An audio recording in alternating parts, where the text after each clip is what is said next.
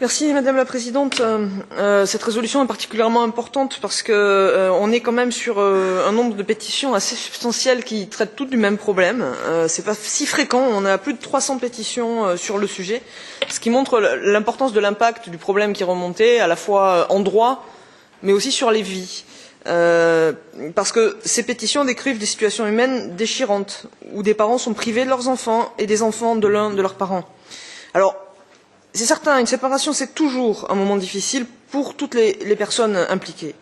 Mais cette difficulté intrinsèque à la situation, elle se double ici d'une difficulté en droit et en justice. Parce que c'est quasiment une mécanique d'horlogerie qui fait que les autorités allemandes de protection de l'enfance, Jugendamt en tête, discriminent systématiquement le parent non allemand ou ne résidant pas en Allemagne. La multitude des faits remontés démontre la régularité de ce biais. Et on a plusieurs pétitions dont nous sommes saisis qui rapportent que les autorités judiciaires allemandes ne reconnaissent pas les jugements ou les actes pris en matière de garde d'enfants par d'autres États membres. Or, ce Parlement a déjà œuvré pour que ces pratiques cessent dans l'intérêt supérieur des enfants, intérêt protégé par notre droit et par notre charte des droits fondamentaux. Cette commission a organisé des visites d'enquête, a adopté une résolution sur la protection de l'intérêt supérieur de l'enfant, des recommandations à la suite du travail d'un groupe de travail de plusieurs mois. Face à ces situations, et malgré l'investissement de ce Parlement, trop peu d'actions, pour ne pas dire aucune, n'ont été prises pour assurer le simple respect du droit, et en particulier le respect du règlement Bruxelles II bis, qui fait partie intégrante de notre droit.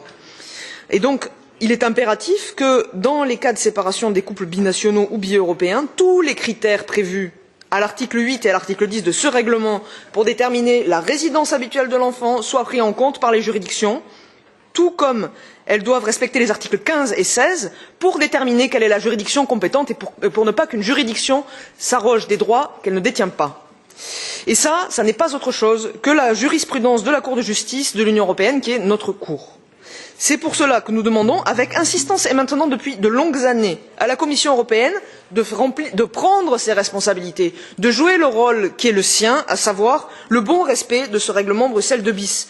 Et je dois dire que depuis des années, les réponses qu'elle apporte quant au respect de la compétence judiciaire des États membres ont elles aussi l'avantage de la constance, mais surtout le dangereux caractère de l'habitude, car comme le dit si justement Albert Camus, l'habitude du désespoir est pire que le désespoir lui-même. Alors par cette résolution, nous entendons une fois de plus rappeler, sinon rappeler la Commission à sa charge de gardienne des traités et du droit que nous produisons, et ce rôle ne peut se satisfaire d'un traitement superficiel.